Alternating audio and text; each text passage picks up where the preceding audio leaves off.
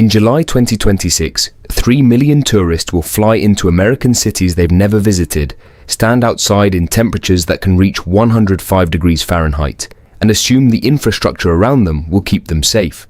It won't. This video is about heat survival at the FIFA World Cup 2026.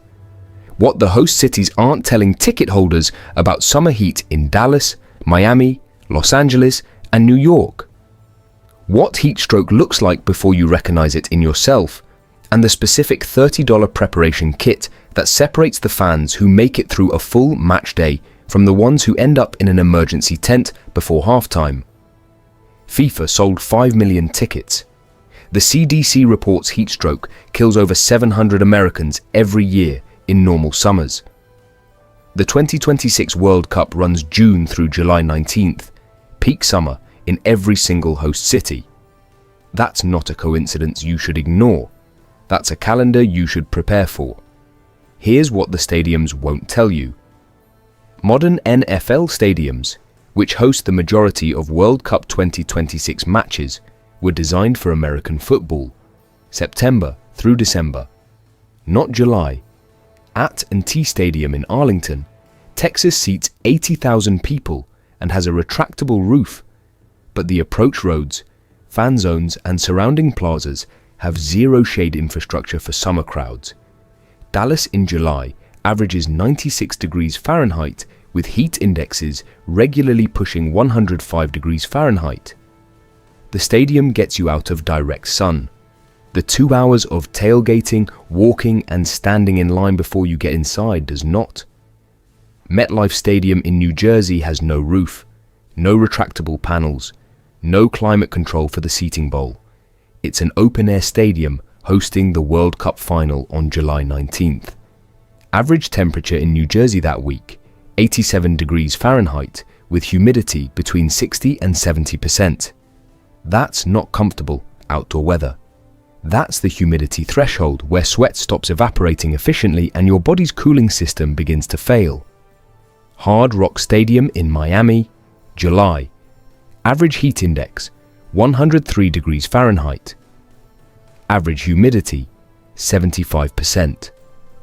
Miami's humidity level means evaporative cooling, your body's primary defense against heat, operates at roughly 40% efficiency compared to dry heat environments. Your body generates sweat that cannot leave your skin. Core temperature climbs, and you're standing in a crowd of 65,000 people, each generating 100 watts of body heat, in a bowl that concentrates that heat like a passive oven. SoFi Stadium in Los Angeles has a roof and climate-controlled suites, but general admission seating is open to ambient temperature. Los Angeles in July runs 85 to 95 degrees Fahrenheit with low humidity, more survivable than Miami, but dry heat dehydrates faster because you don't feel yourself sweating. You lose fluid without the sensation of wetness. By the time you feel thirsty, you're already 2% dehydrated. At 2% dehydration, physical and cognitive performance decline measurably. At 4%, heat exhaustion begins. Here's the timeline nobody briefs you on. You land in Dallas.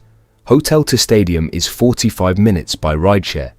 You're outside for 20 minutes, loading and unloading. Fan Plaza opens 3 hours before kickoff. You spend 90 minutes outside in 100 degrees Fahrenheit heat before entering the stadium. Inside, ambient temperature in the seating bowl stabilizes around 85 degrees Fahrenheit because 80,000 bodies are generating heat.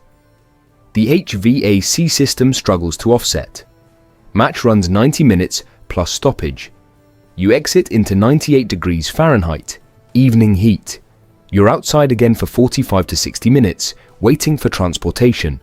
Total outdoor heat exposure on a single match day, 3 to 4 hours minimum. In temperatures between 95 and 105 degrees Fahrenheit. Without preparation, that's enough for heat exhaustion in a healthy adult. In a first-time visitor who flew in from a temperate climate and hasn't acclimatized, it's enough for heat stroke.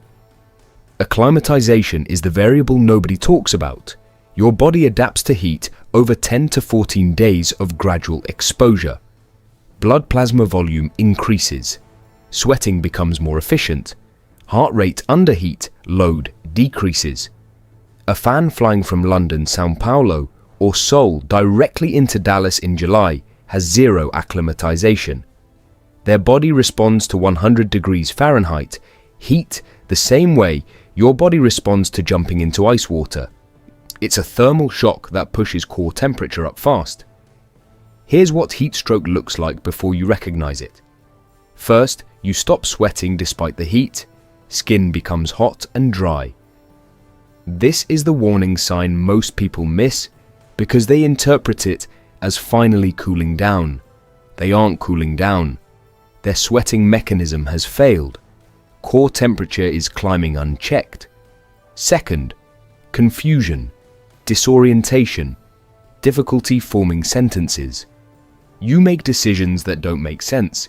Staying in the sun instead of moving to shade, refusing water, becoming irritable or aggressive without cause.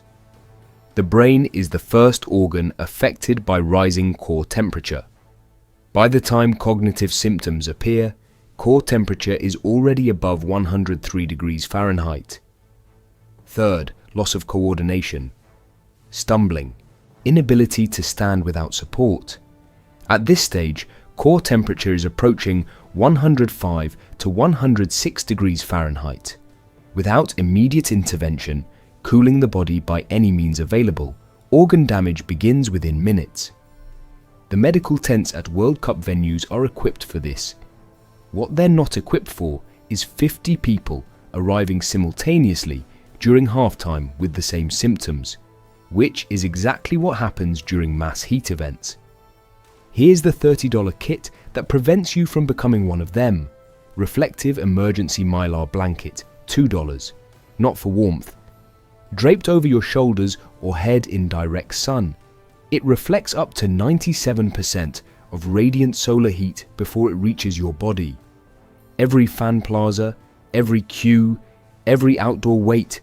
This is the difference between absorbing 1000 BTUs of solar radiation per hour and reflecting most of it away. It looks strange. It works. Collapsible battery-powered USB fan, $12. Clip it to your bag or stadium seat. Running on a small power bank, it produces continuous airflow across your skin. Combined with misted water on exposed skin, it converts your body surface into an evaporative cooler that functions even in Miami's humidity. Because you're forcing air movement across wet skin rather than waiting for ambient air circulation that may not come in a packed stadium. Oral rehydration salts, $8 for a 20-pack. Not sports drinks, not soda.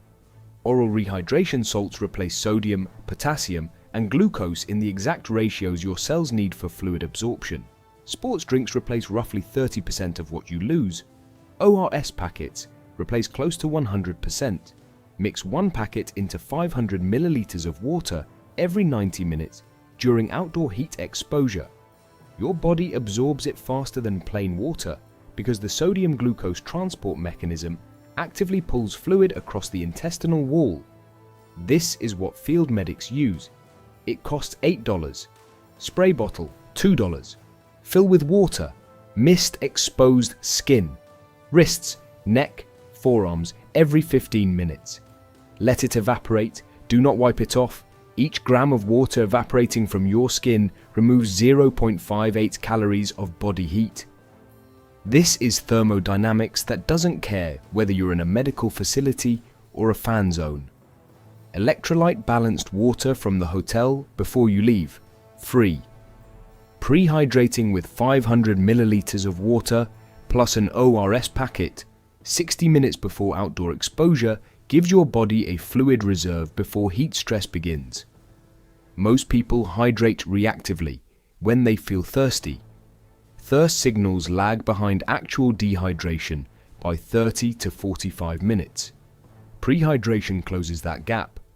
Total kit cost, $30. Total weight, under 400 grams. Fits in any stadium-approved clear bag. Before we continue, If heat survival is something you take seriously, check out the 72-hour survival blueprint. It's a simple, practical guide designed to help you protect yourself and your family during emergencies, blackouts, natural disasters, urban chaos, or unexpected situations.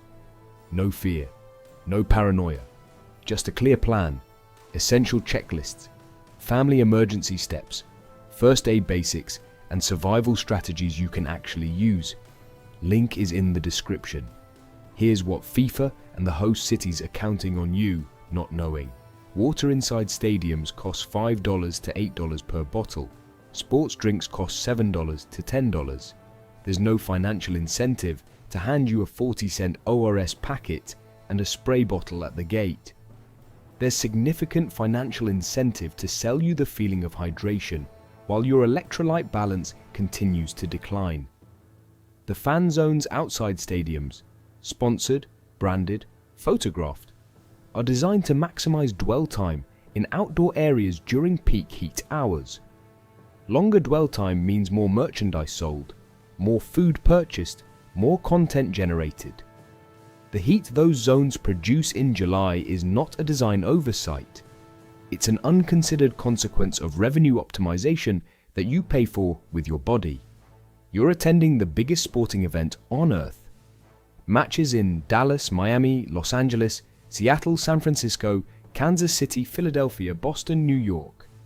Cities you may have never visited, in summer temperatures you may have never experienced, surrounded by infrastructure designed for revenue generation rather than thermal safety. The $30 kit doesn't care about any of that. The Mylar blanket reflects solar radiation whether FIFA acknowledges it or not. The ORS packet replaces electrolytes whether the stadium sells it or not. The physics of evaporative cooling work whether the host city mentions them in the ticket confirmation email or not. 3 million fans. 14 host cities. Peak American summer. One preparation kit that fits in your bag. You know what's in it now. The only question is whether you pack it before you land. And if you want to go further than matchday heat, the 72-hour survival blueprint covers everything else. Blackouts, natural disasters, urban chaos, family emergency plans, first aid basics, and survival strategies built for real people, not preppers. Clear plan, simple checklists, no fear. Link in the description below.